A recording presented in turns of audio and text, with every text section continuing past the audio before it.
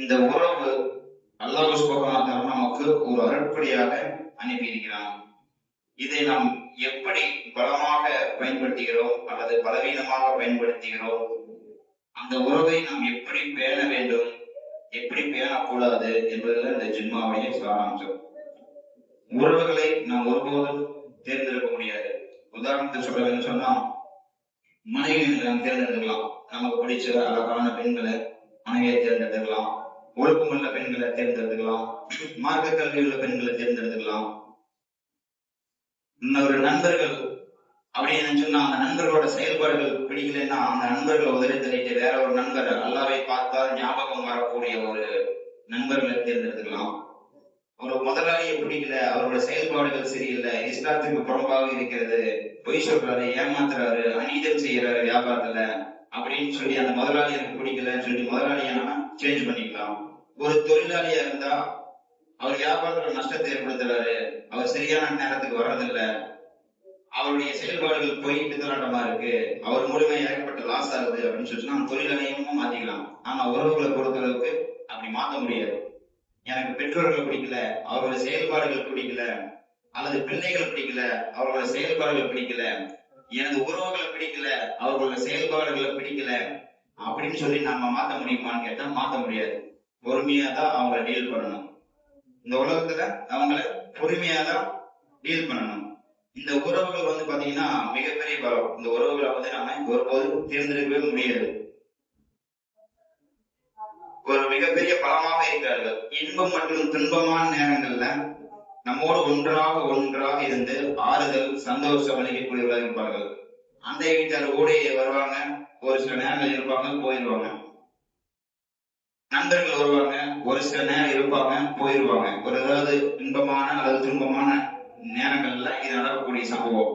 இந்த உறவுகள் மட்டும்தான் ஒரு விசேஷம்னா ஒரு 3 நாளைக்கு முன்னாடியே வந்துருவாங்க, அல்லது ஒரு துக்கமான நேரம்னா 3 நாள் இருந்து நமக்கு ஆறுதல் சொல்லுவாங்க. அப்போ அப்படியாப்பட்ட உறவுகளை நாம எந்த இடத்துல வச்சிருக்கோம்? இப்போ யாருக்குமே கொடுக்கக்கூடிய அந்த ப்ரெஃபரன்ஸ் இந்த உறவுகளுக்கு நம்ம கொடுக்கணும். ஏன்னா அவங்கதான் நம்மோடு, நம்ம தாயோடு பிறந்திருப்பாங்க, தந்தையோடு பிறந்திருப்பாங்க, அல்லது நம்ம மனைவிமார்கள் மூலமாக நமக்கு உறவு கிடைச்சிருக்கும், நமது சகோதர சகோதரிகள் மூலமாக உறவு கிடைச்சிருக்கும். அப்படி அவங்கள ஒருபோதும் நம்ம ஒதுக்கி வைக்கவே முடியாது. அவங்க எல்லா காலம் நம்ம கூடவே இருப்பாங்க. நம்ம ஒதுக்கி வைக்கணும்னு நினைச்சாலும் அல்லாஹ்வோட அடிப்படையா ஒதுக்கி வைக்க முடியாது. அப்படி இருக்கக்கூடிய நேரத்துல இந்த உறவுகளோட அவசியத்தையும் பலத்தையும் நம்ம தெரிந்து கொள்ள கடமைப்பட்டிருக்கிறோம்.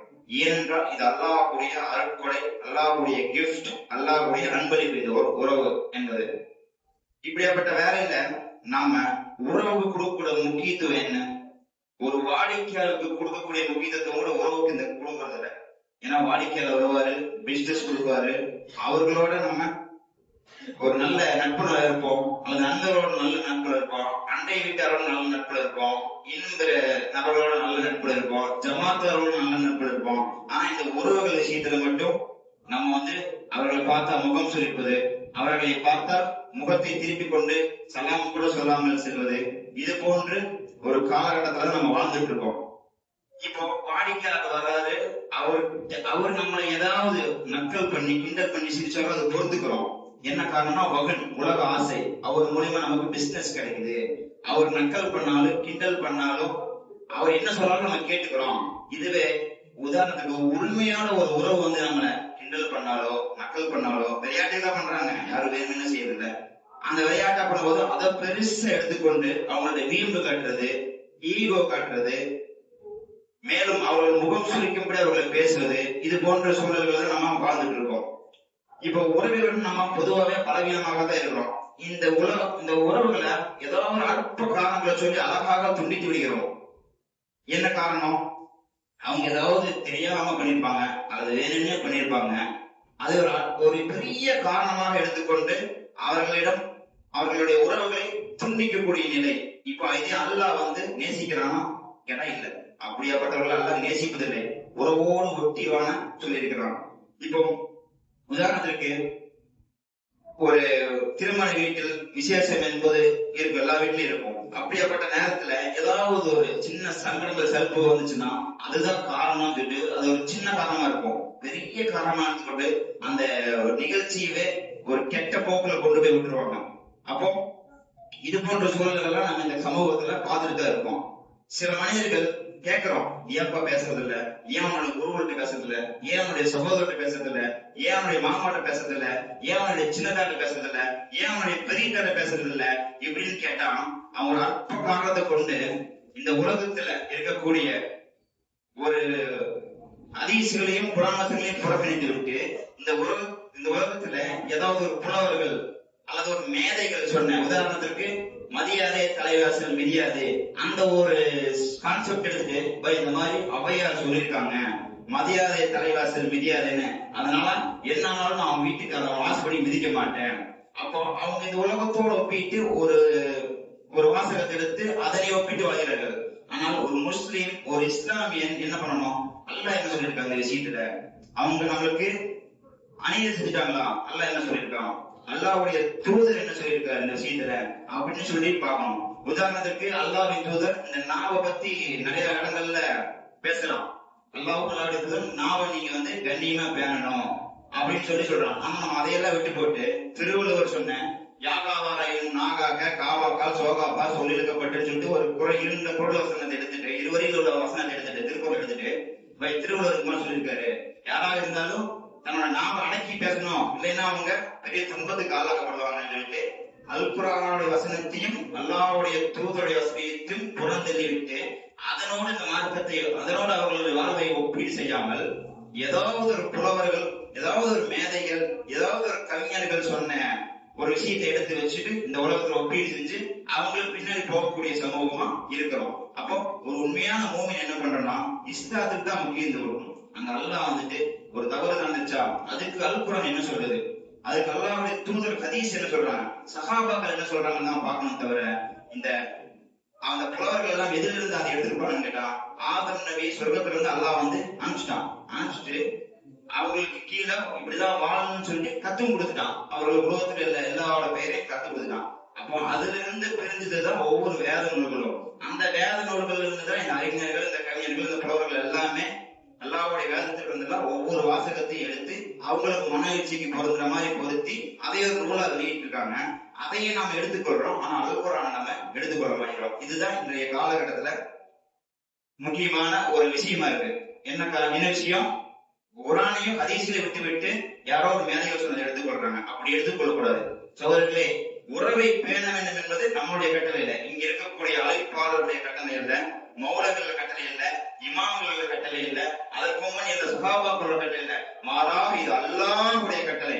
அல்லாஹ் அல்குரான் சொல்றான், அல்லாஹ் கட்டளை இருக்கான் உறவோடு சேர்ந்து வாழுங்க அப்படின்னு. அல்லாஹ் சுப்ஹானஹு வ தஆலா அல்குரான்ல கட்டளை இருக்கான், நாம கட்டளை இல்ல. என்னன்னு பாருங்க, 13வது 21வது வசனத்துல வல்லதீன யஸீலூன மா அமரல்லாஹு பிஹி அய்யுஸத வ யக்ஸஃபன ரபஹும் வ யவாஃபூன சூஅல் ஹிசாப். மேலும் அவர்கள் எத்தகையோர் என்றால், அந்த உறவு பேரான சொல்றாங்க, எத்தகையோர் என்றால் அல்லாஹ் எது சேர்த்து வைக்க வேண்டும் என்று விரும்புகிறானோ கட்டளையிட்டானோ அதை சேர்த்து அவர்கள் வாழ்வார்கள், ரத்த பந்தத்தையும் முறைமையும் சேர்த்து வாழ்வார்கள். அவர்கள் தான் முழுமையாக இறைவனுக்கு அஞ்சுவார்கள், அவர்கள் தான் மறுமை நாளில் கடுமையான கேள்விகளுக்கு பயப்படுவார்கள். யாரு?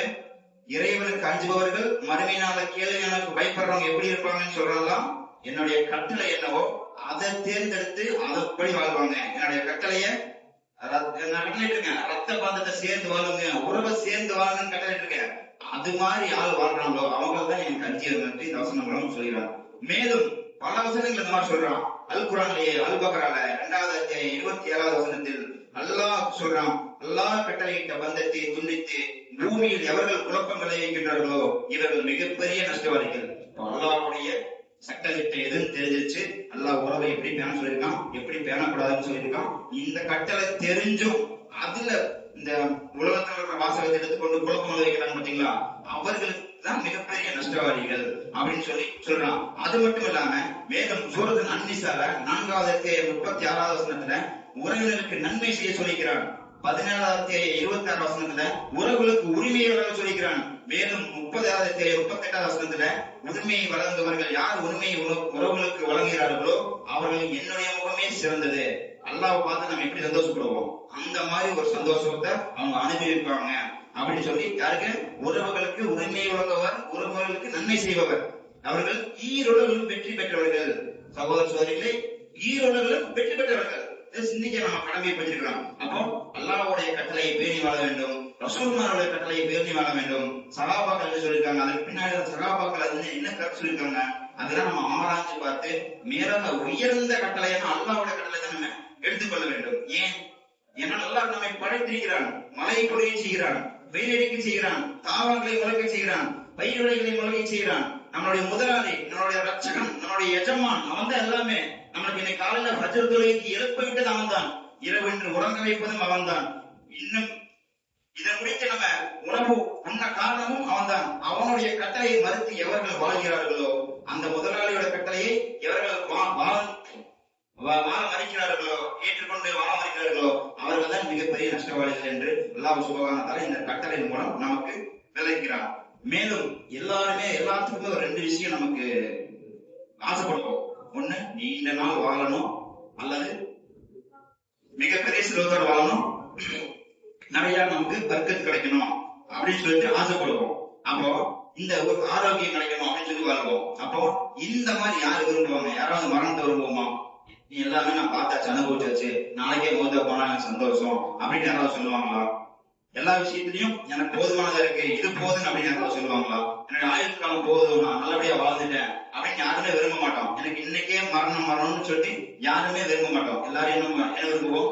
நோய் இல்லாம நீண்ட ஆரோக்கியத்தோடு நீண்ட நாட்கள் வாழ வேண்டும் அப்படின்னு சொல்லிட்டு நம்ம விருப்பப்படுவோம். அப்போ உங்களுக்கு ஆரோக்கியம் வேணுமா, செல்வம் வேணுமா, நீங்க உறவை பேணுங்கள், உறவை பேணி வாழுங்கள் என்று அல்லாஹ்வின் தூதர் ஸல்லல்லாஹு அலைஹி வஸல்லம் அவர்கள் புகார் முஸ்லிம்லேயே 5986 வசனம் வாயிலாக நமக்கு தெரிவிக்கிறாங்க. இப்போ அனஸ் இப்னு மாலிக் அறிவிக்கிறாரு, எவர்கள் தமது வாழ்வாதாரம் ரிஸ்காலக்கப்படுவதை, வாழ்நாள் நீட்டிக்கப்படுவதை விரும்புகிறார்களோ அவர்கள் தம் உறவை பேணி வாழட்டும் என்று அல்லாஹ்வுடைய தூதர் சொல்லியிருக்கிறார்கள் என்று கூறி சொன்னதாக அனஸ் இப்னு மாலிக் ரலியல்லாஹு அன்ஹு சொல்லியிருக்காங்க. அப்போ நம்ம யாருமே மரணத்தை விரும்ப மாட்டோம், பொருளாதாரம் நமக்கு நஷ்டத்தை விரும்ப மாட்டோம். அப்ப இந்த 2 விஷயங்களை யாருக்கா இருந்தாலும் பொருளாதாரம் அதிகம் வேணும், பொருளாதாரம் அதிகமாக வேண்டும், வாழ்நாள் நீட்டிக்கணும் அப்படின்னு ஆசைப்படுவோம். அப்ப இந்த 2 விஷயத்தை எவர்கள் விருப்பப்படுறீங்களோ அவர்கள் உறவுகளை பேணி வாழுங்கள் என்று அல்லாஹ்வின் தூதர் கஷ்டப்பட்டு சொல்லியிருக்கிறார்கள். அப்போ இது போன்று நமக்கு ஏதாவது வாழ்க்கையில கஷ்டம் வந்துச்சு, ஆரோக்கியத்துல பண கஷ்டமா இருக்கட்டும், ஆரோக்கிய விஷயத்துல நம்ம கீழே போறாங்க இருந்தாலும் என்ன காரணம் கேட்டீங்கன்னா, நம்ம ஏதோ ஒரு விஷயத்துல நம்ம இந்த உலகத்துல வீக்கா இருக்கோம், உறவுகளை பேணி வாழ விஷயத்துல வீக்கா இருக்கிறோம்னு சொல்லிட்டு அல்லாஹ் தூதர் இதை சொல்லாம சொல்றாரு. மேலும் அபூ ஹுரைரா ரலியல்லாஹு அன்ஹு அறிவிக்கிறாங்க, அல்லாஹ்வையும் மறுமை நாளையும் யார் நம்பிக்கை கொள்கிறார்களோ அவர்கள் தம் விருந்தினரை கண்ணியப்படுத்தட்டும்.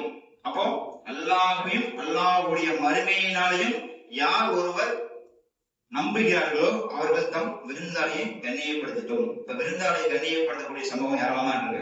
அபூதல் என்ற ஒரு சகாபி வந்துட்டு விருந்து கூப்பிடுறாரு ஸல்லல்லாஹு அலைஹி வஸல்லம் அவங்கள. அப்ப அல்லாஹ்வின் தூதர் சகாபாக்களை அழைச்சு சொல்றாங்க, வீட்டுக்கு போய் பார்த்தா 2 எடுத்துட்டு இருக்கு, அதுல எல்லாத்துக்குமே கொடுக்கணும். உடனே வந்துட்டு அந்த சகாபி, பரவாயில்ல தவக்கல் அல்லாஹ்னு சொல்லிட்டு அல்லாஹ் மீது நம்பிக்கை வச்சு சொல்றாங்க. அங்க போனவங்க எல்லாமே திருப்தியாக சாப்பிடுறாங்க. அல்லாஹ் மீது தவக்கல் வைத்த காரணமாக அந்த சஹாபியை பார்த்து அல்லாஹ் சுப்ஹானஹு வ தஆலா சிரிச்ச சம்பவம் இருக்கு. அப்போ யார் ஒருவர் அல்லாஹ்வின் மறுமை நாளில் நம்பிக்கை கொள்கிறார்களோ அவர்கள் தம் விருந்தினரை கண்ணியப்படுத்தட்டும். மேலும் அல்லாஹ்வின் மறுமை நாளையும் எவர் ஒருவர் நம்பிக்கை கொள்கிறார்களோ அவர் பேசுவதென்றால் நல்லதையே பேசட்டும், இல்லது வாய்மொழி மௌனமாக இருக்கட்டும் என்று சொல்றார். 3வதாக சொல்றார், எவர் ஒருவர் அல்லாஹ்வையும் அல்லாஹ்வுடைய மறுமை நாளையும் நம்பிக்கை கொள்கிறார்களோ அவர்கள் தம் ரத்த பந்தத்தை, ரத்த உறவை பேணி வாழ வேண்டும் என்று புகாரிலேயே 6138 வசனமாக அல்லாஹ்வின் தூதர் நமக்கு அபூ ஹுரைரா ரலியல்லாஹு அன்ஹு அவர்கள் அறிவிக்கிறாங்க. மேலும் உறவுகள் நம்மை சோனினாக்கு அழைத்து செல்லும். எந்த அளவுக்கு என்று சொன்னால், ஒரு சஹாபி வர்றாரு, வாகனத்துல வர்றாரு, குதிரையில வர்றாரு. குதிரை வரக்கூடிய நேரத்துல அவர் பேர் அபு அய்யூப் அல் அன்சாரி ரலியல்லாஹு அன்ஹு. அவர் அல்லாஹ்வின் தூதரே, அல்லாஹ்வின் தூதரே, அல்லாஹ்வின் தூதரே, என்னை விரைவாக சொர்க்கத்தில் கொண்டு போய் சேர்க்கக்கூடிய ஒரு விஷயத்தை நீங்கள் எனக்கு ஒரு பண்பை சொல்லித்தாருங்கள் என்று கேட்க அந்த சஹாபாக்கள் கேட்கிறாங்க, யாரும் சொல்லலாம், யாரும் சொல்றாங்க, எதுக்கு இவர் இப்படி அவசரப்படுறாரு, எதுக்கு இவர் இப்படி அவசரப்படுறாரு, இவருக்கு என்ன தேவை இருக்கும் அப்படின்னு கேட்கும்போது அவருக்கு அல்லாஹ் சொல்றாரு, அவருக்கு ஏதாவது அவசரமான தேவை இருக்கும் அப்படின்னு சொல்லிட்டு அவர் அழைச்சு அந்த சஹாபியை அழைச்சு சொல்றாரு, உனக்கு சொர்க்கத்துல விரிவாக கொண்டு பங்கு சொல்லி தருமா அப்படின்னு சொல்லி சொல்ல ஆரம்பிக்கிறாரு. நீ வாழ்நாள் முழுவதும் அல்லாஹ்வுக்கு மட்டுமே வணங்க வேண்டும், வேற யாரையும் வணங்கக்கூடாது, யாருக்கும் இணை இருக்கக்கூடாது. இரண்டாவதாக கடமையான தொழுகையை அதற்குரிய நேரத்தில் நிறைவேற்ற வேண்டும். 2. மூன்றாவது ஜக்காத்தை முறையாக நீ கொடுக்க வேண்டும். 4வது என்ன நேர்ந்தாலும் இந்த உறவுகளோடு ஒட்டி வாழ வேண்டும், அவர்களை பேணி நடக்க வேண்டும். இத்தகைய பண்பு உன்னிடம் இருந்தால் உனக்கு சுவனம் நிச்சயம் என்று நற்செய்தி சொல்லப்பட்டது. அப்பொழுது அந்த சஹாபி பார்த்து அல்லாஹ் சொல்றார், இப்பொழுது நீ உங்களோட வாகனத்தை எடுத்துக்கொண்டு உனக்கு நீ வீட்டு திரும்பிவராக வீட்டுக்கு செல்லலாம் என்று சொல்றார்கள். அப்போ அல்லாஹ் வலியுறுத்துறாரு, நற்பண்புங்க சொர்க்கத்துல கொண்டு இருக்கக்கூடிய நற்பண்புங்க உறவை பேணுவது. இந்த உறவை பேணி நடந்தால் இரு கூலிகள், உதாரணத்திற்கு உறவை பேணி நடந்தால் இரு கூலிகள். ஒரு அல்லாஹ்வின் தூதருடைய மனைவி ஒருவரான மைமூனா ரலியல்லாஹு அன்ஹா அவங்க அல்லாஹ்வின் தூதர்கிட்ட வர்றாங்க. வரக்கூடிய நேரத்துல என்ன மைமூனா சொல்லுங்க அப்படிங்கும்போது யார சொல்லலாம், நான் ஒரு அடிமையை வாங்கினேன், அந்த அடிமையை வாங்கி ஏழைகளுக்கு அர்ப்பணிச்சிட்டேன், ஏழைகளுக்கு பணிகடை செய்வதற்காக சமத்துவமான நிலை அடிமையை வாங்கி அவர்களோடு சமத்துவமான முறையில் வாழ்வதற்கு நான் அவங்கள அர்ப்பணிச்சிட்டேன் அப்படின்னு சொல்லி சொல்றாங்க. அப்புறம் நல்லா இருந்தது சொல்றாரு, மைமூனாவே நீங்க இதை இப்படி செஞ்சிருக்கலாம், நீங்க இதைய இப்படி செஞ்சிருக்கலாம். அந்த அடிமையை வாங்கி உங்களுடைய உறவுகளுக்கு கொடுத்திருந்தீங்கன்னா இரு கூலிகள் இருந்திருக்கு உங்களுக்கு. 1 தர்மம் செய்த கூலி, 2 உறவை பேணிய கூலி. அப்போ முதல்ல அல்லாஹ் என்ன சொல்றாரு, உறவுக்கு முக்கியத்துவம் சொல்றாரு, அதுக்கப்புறம் தான் ஏழைகள். ஏன்னா நம்ம உதாரணத்துக்கு ரமலானுடைய காலம் வந்துச்சுன்னா ஜகாத் அள்ளி கொடுப்போம், ஏழைகள் கொடுப்போம். ஆனா நம்ம வீட்டிலேயே ஒரு உறவுக்காரங்க ரொம்ப கஷ்டத்துல சிரமத்துல இருப்பாங்க, அவர்களை எல்லாம் விட்டு வெளிய ஏழைகளுக்கு கொடுப்போம். நமக்கு தெரியுமோ தெரியாத பண்றோமோ தெரியல. அப்போ முதல்ல உறவு கொடுத்தோம்னா 2 கூலிகள், 1 உறவை பேணிய கூலி, இன்னொன்று தர்மம் செய்த கூலி. புகாரியிலேயே 1466 செய்தியாக பதிவுபட்ட செய்தி. ஒரு 2 விஷயத்திற்கு மேலும் 2 விஷயத்திற்கு இந்த உலகத்துல உடனே தண்டனை. பெரும்பாவங்கள் செஞ்சுக்கலாம், பெரும்பாவங்கள் செஞ்சுட்டே இருக்கோம், பாவங்கள் செய்யறோம், ஆனா அதுக்கெல்லாம் நல்லா எடுத்து வச்சிருவோம். இன்னைக்கு நீ பொய் சொன்னியா, மறுமையில நான் எடுத்து வச்சிடுறேன். இன்னைக்கு நீ திருடுனியா, மறுமையில. இன்னைக்கு நீ மோசடி செஞ்சியா, மறுமையில நான் எடுத்து வச்சிடுறேன். ஆனால் இந்த 2 பாவங்களுக்கு உடனடியாக இந்த உலகத்திலேயே தண்டனை கொடுக்கப்படுவதாக அகமது இமாம் அறிவிச்சிருக்கார், இப்னு மாஜா இமாம் அறிவிச்சிருக்கார், அபூ தாவூத் இமாம் அறிவிச்சிருக்கார். அப்படி என்னது, ஒருவருக்கு அநீதம் செய்தால் இந்த உலகத்திலேயே அவர் அதனுடைய பிராயச்சத்தை அனுபவிப்பார். மேலும் எவன் ஒருவன் உறவை துண்டித்து விட்டு வாழ்கிறானோ அவனுக்கும் இந்த உலகத்திலேயே தண்டனை என்று இந்த பல்வேறு ஹதீஸின் வாயிலாக அல்லாஹ்வின் தூதர் நமக்கு அறிவிச்சிருக்கார். ஆகவே கண்ணியத்திற்குரிய அல்லாஹ்வுடைய நல்லடியார்களே, மேலும் உறவுகளை பேணக்கூடிய விஷயத்தில் நாம் மிக கண்காணிப்போடு இருக்க வேண்டும். உறவுகள் தான் நம்முடைய பலம், உறவுகள் தான் நமக்கு எல்லாமே. உறவுகள் நமக்கு சொர்க்கத்தில் கொண்டு போய் சொர்க்கத்தில் அழைத்து செல்பவர்களாக இருப்பார்கள் பெண்ணார்கள். ஆகவே அதை கருத்தில் கொண்டு உறவை பேணி வாழக்கூடிய மக்களாக அல்லாஹ் சுப்ஹானஹு வ தஆலா அனைவரையும் ஆக்கியது வேண்டும் என்று கூறி எனது உரையை நிறைவு செய்கிறேன். வாஹிரு தஅவானா அல்ஹம்துலில்லாஹி ரப்பில் ஆலமீன். அஸ்ஸலாமு அலைக்கும் வரஹ்மத்துல்லாஹி வபரகாத்துஹு.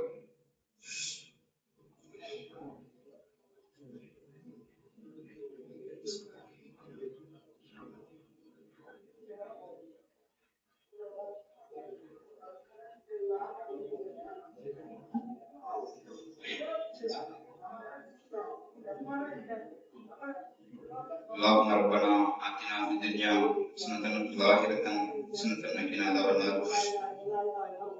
سبحان ربك رب العزة عما يصفون وسلام على المرسلين والحمد لله رب العالمين.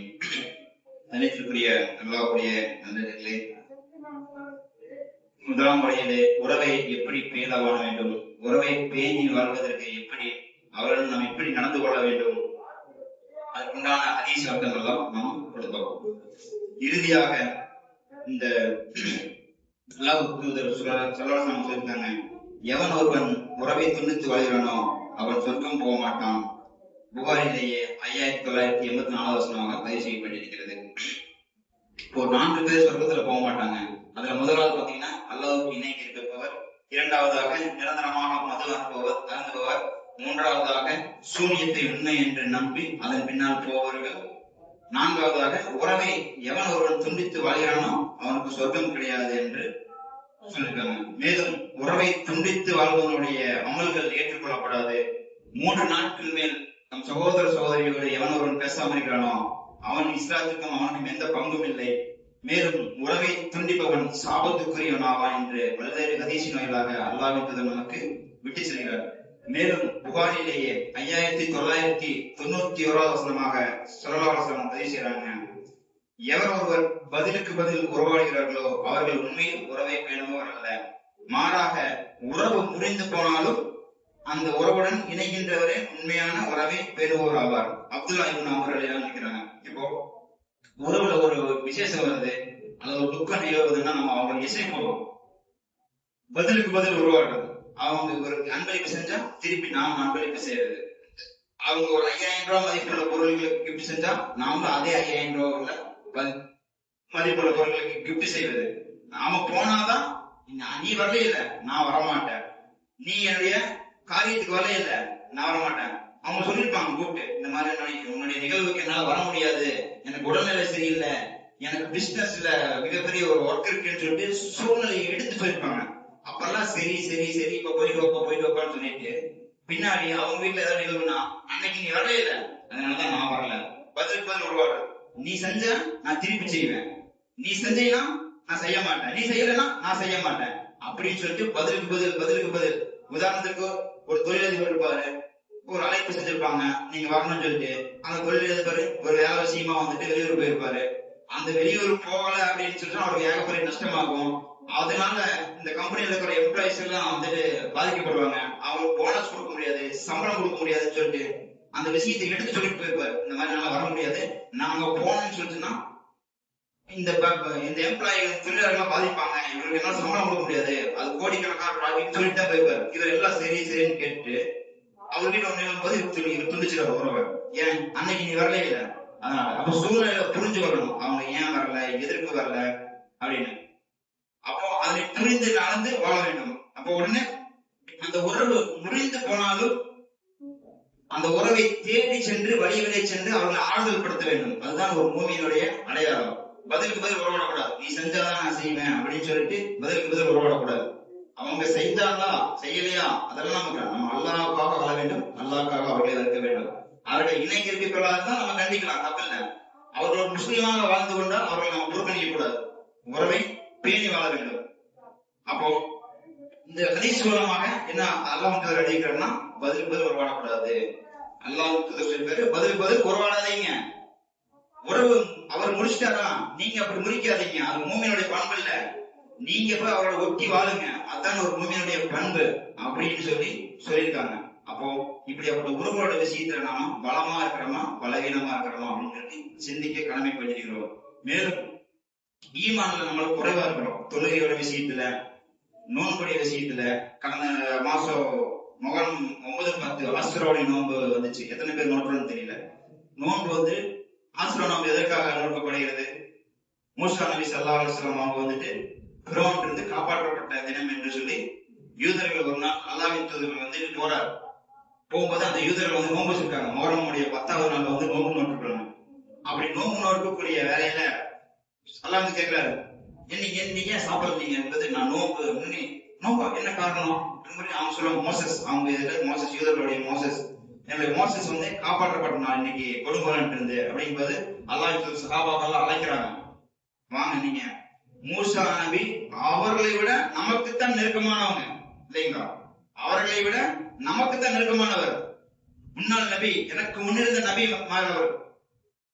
இவங்க முகம் 10 நோம்பு வச்சிருக்காங்க, நாம இவங்களுக்கு மாறு செய்யணும்னு சொல்லிட்டு நான் உயிரோட இருந்தேன்னா அடுத்த வருஷம் 9-10 2 நாள் இந்த ஆசுராவுடைய நோம்ப நோற்பேன் அப்படின்னு சொல்லியிருக்காங்க. ஆனா இந்த விஷயத்துல ரமலானுடைய நோம்புக்கு முக்கியத்துவம் கூடிய அளவுக்கு அரஃபாவுடைய நோம்புக்கு முக்கியத்துவம் தரதில்ல, இந்த ஆசுராவுடைய நோம்புக்கு முக்கியத்துவம் தரதில்ல. ஜமாத்தார்கள் அமைப்புகள் எல்லாம் வந்துட்டு 14 நாள் ஸ்டேட்டஸ் போடுவாங்க, முகரம் திரை தெரிஞ்சு விட்டது, அங்க தெரிஞ்சிருச்சு இங்க தெரிஞ்சிருச்சு, அதனால முகரம் 9-10 நீங்க ஆசுராவுடைய நாட்கள்ல நோம்பு நோற்புன்னு சொல்லிட்டு டெய்லியும் அந்த சமூக வலைதளங்களையும் ஜும்மாலே அறிவிச்சாலும் அந்த விஷயத்துல பலவீனமாக இருக்கிறோம். முன்பின் பாவங்கள் மன்னிக்கப்படுது. அரஃபாவுடைய நோம்புல முன்பின் பாவம் மன்னிக்கப்படுது, ஆசுராவுடைய நோம்புலையும் பாவங்கள் மன்னிக்கப்படுகிறது. ஒரு ஆண்டுக்கு பரிகாரம். பாவம் செய்யாம வந்துருக்கிறோமா, பொய் சொல்றோம், மோசடி செய்யறோம், ஏதாவது ஒரு விஷயத்துல நம்ம பலவீனமா இருப்போம். அப்ப அது பெரும்பாவம். யாருக்காவது தெரியாம அநீதம் வச்சிருப்போம். அப்ப இந்த பாவங்கள் எல்லாம் மன்னிக்கப்படணும்னா இது ஒரு போனஸ். இந்த மாதிரி நோன்புகள் எல்லாம் ஒரு போனஸ். திங்கள் வியாழன்ல சுனத்தான நோன்புகள் இருக்கு. அதையெல்லாம் நமக்கு ஏன் அதெல்லாம் புறம்போக்காக இருக்கிறோம். ரமணாவுடைய நோம்புக்கு தர முக்கியத்துவம் கூட ஏன் இந்த மற்ற நோம்புகளுக்கு, போனஸாக இருக்கக்கூடிய நோம்புகளுக்கு முக்கியம் தர மாட்டோம். இன்ஷா அல்லாஹ் அடுத்த வருஷம் இந்த முஹர்ரமுடைய நோம்பையும் அரஃபாவுடைய நோம்பையும் நோக்கக்கூடிய மக்களாக நாம் இருக்க வேண்டும் என்று சொல்லி கூறி எனது உரையை நிறைவு செய்கிறேன். வாஹிர் தஅவானா அல்ஹம்துலில்லாஹி ரப்பில் ஆலமீன். அஸ்ஸலாமு அலைக்கும் வரஹ்மத்துல்லாஹி